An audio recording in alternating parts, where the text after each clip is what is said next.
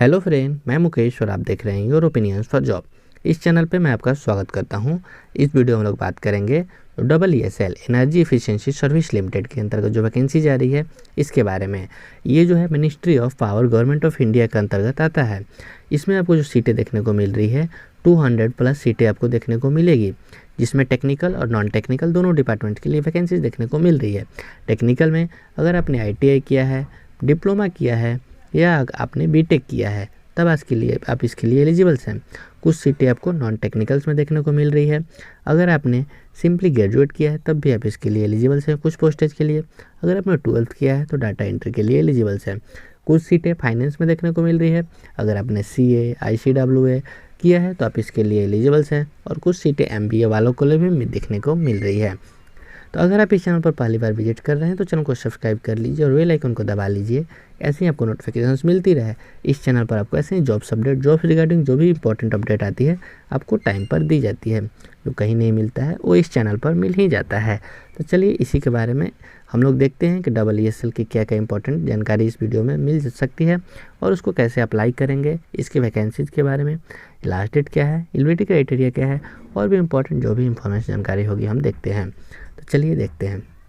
इसमें जो आपको सीटें देखने को मिल रही है 235 देखने को मिल रही है। अब वीडियो को लास्ट तक देखिए और आप समझ पाइएगा किस किस पोस्ट में कितनी कितनी वैकेंसी है और इसके लिए क्या क्या एलिजिबिलिटी क्राइटेरिया रखा गया है। थोड़ी वीडियो लंबी हो सकती है क्योंकि ज़्यादा पोस्टेज वेरी कर रहा है। चलिए हम देखते हैं। पहले बात करते हैं डिप्टी मैनेजर्स के लिए। इसमें फ्रेशर्स मैं आपको बता दूं कुछ पोस्टेज जो है एक्सपीरियंस के लिए और कुछ पोस्टेज फ्रेशर्स के लिए है, तो सभी के लिए कुछ ना कुछ है।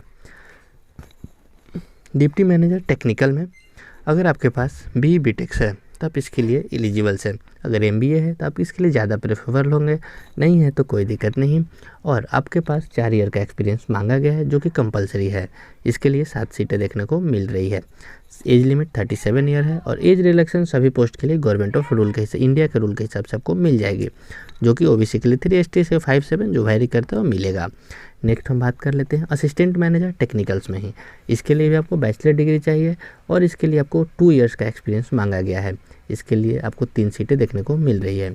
फिर हम इंजीनियर में बात करते हैं। टेक्निकल्स के लिए 30 एज लिमिट रखा गया है और BE BTech चाहिए और इसके लिए आपको 1 ईयर का पोस्ट क्वालिफिकेशन एक्सपीरियंस चाहिए। सीटें बहुत ज़्यादा देखने को मिल रही है, 105 सीटें इसी में देखने को मिल रही है।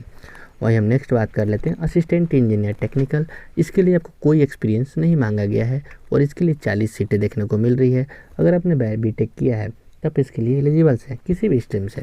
फिर अगर आपने डिप्लोमा किया है और आपके पास 2 ईयर्स का एक्सपीरियंस है तब आप इसके लिए एलिजिबल्स हैं। नेक्स्ट हम टेक्निकल्स की बात कर लेते हैं। तो रेगुलर बेसिस पर अगर टेक्नीशियंस की है जिसमें आपको 30 ईयर्स एज लिमिट है और आपके पास ITI होना चाहिए, साथ ही साथ 4 ईयर का एक्सपीरियंस चाहिए और 2 सीटें इसमें देखने को मिल रही है। तो ये टेक्निकल सिनेरियो रही। अब आगे जो है जो फाइनेंस के लिए है, फिर नॉन टेक के लिए है, कुछ IT और MCA वाले के लिए भी। चलिए हम वो भी देख लेते हैं। ये बात आती है MC के डिप्टी मैनेजर्स, जिसमें फाइनेंस के लिए 37 ईयर एज लिमिट है, साथ में 4 ईयर का एक्सपीरियंस चाहिए, 2 सीटें देखने को मिल रही है। CA ICWA या MBA इन फाइनेंस होना चाहिए, 2 years post graduate diploma management with specialised finance. फिर हम बात कर लेते हैं ऑफिसर फाइनेंस में 30 ईयर एज लिमिट है, CA ICWA MBA हो और 1 ईयर का पोस्ट क्वालिफिकेशन होना चाहिए, 10 सीटें देखने को मिल रही है।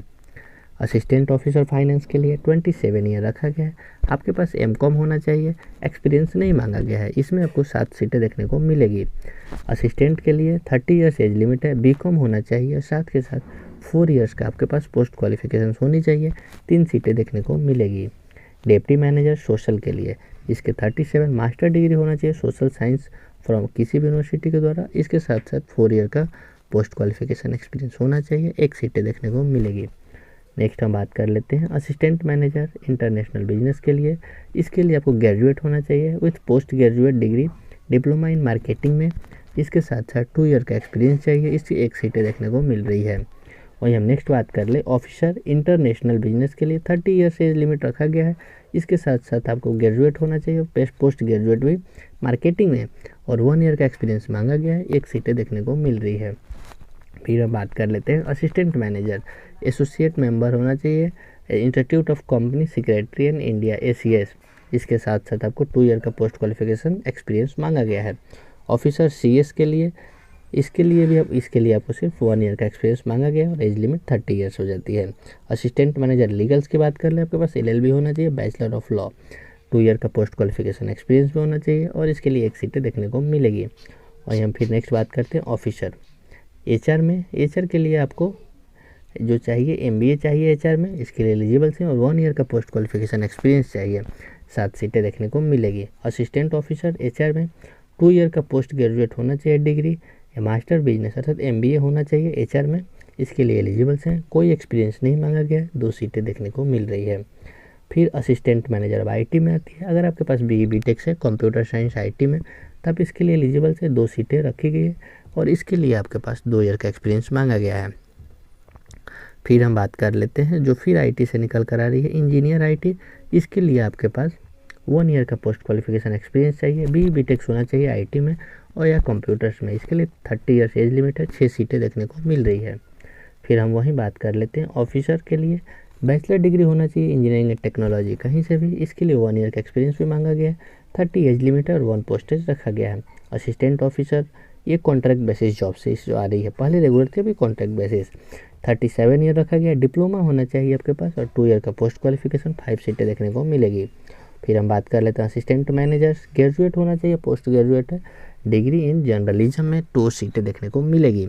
Officer PR 30 years, graduate is post graduate, 1 post और 1 साल का इसमें एक्सपीरियंस मांगा गया है। Assistant operator officer private secretary की, जिसमें आपको ग्रेजुएट होना चाहिए विथ डिप्लोमा इन ऑफिस, कोई एक्सपीरियंस नहीं मांगा गया, एज लिमिट 27 ईयर और 1 सीटें देखने को मिल रही है। असिस्टेंट इन द रेगुलर पे स्केल, असिस्टेंट चाहिए आपको जिसमें ग्रेजुएट होना चाहिए और साथ में 4 ईयर का एक्सपीरियंस मांगा गया है, 15 सीटें देखने को मिल रही है। फिर डाटा एंट्री के लिए लास्ट सीटें आपको देखने को मिल रही है जिसमें 12 पास होना चाहिए और 1 ईयर का एक्सपीरियंस होना चाहिए, आपके पास MS का नॉलेज होना चाहिए, इसके लिए आपको 4 सीटें और 30 ईयर एज लिमिट है। ये सीट का सिनेरियो रहा। अब आया इसको कैसे अप्लाई करना है, आप इसको ऑनलाइन अप्लाई कर सकते हैं, 22 जून तक लास्ट डेट है। फिर बात आती है इसका एप्लीकेशन, बेसिकली ये पुरानी वैकेंसी है, बहुत पुरानी, फिर से इसको एक्सटेंड कर दिया गया है, ये करीबन 2019 की वैकेंसी है लेकिन अभी तक क्लियर नहीं हो पाई थी, फिर से इसको ओपन कर दिया गया है। तो उस टाइम जो भरा था कोई दिक्कत नहीं, जो फिल नहीं कर पाया फिर से कर पाएगा। फिर हम बात कर लेते हैं इसकी एप्लीकेशन फ़ी। इसकी जो एप्लीकेशन फ़ी है 1000 रुपीज़ जनरल के लिए और OBC के लिए 500 रुपीज़ है और अदर्स के लिए फ्री है। बात आती है इसका सिलेक्शन प्रोसीजर 3 स्टेप्स में होना है, जिसमें आपको फर्स्ट रिटन, सेकंड GD और थर्ड आपका इंटरव्यू होगा। तो ये रहा इसका सिलेक्शन प्रोसीजर। और अगर आप एलिजिबल हैं तब इसको अप्लाई ज़रूर कीजिए, बहुत ही अच्छी संस्थान है, गवर्नमेंट PSU है और सेंट्रल गवर्नमेंट की जॉब है। तो अगर आपके पास कोई और डाउट रहता है तब कमेंट्स कीजिए या आप मेरे साथ फेसबुक पेज या टेलीग्राम या मेरे व्हाट्सएप ग्रुप के साथ जुड़ सकते हैं पर्सनली। तो चलिए यही कुछ अपडेट थी और कोई नए अपडेट के साथ मिलते हैं नेक्स्ट वीडियो में। Thank you so much.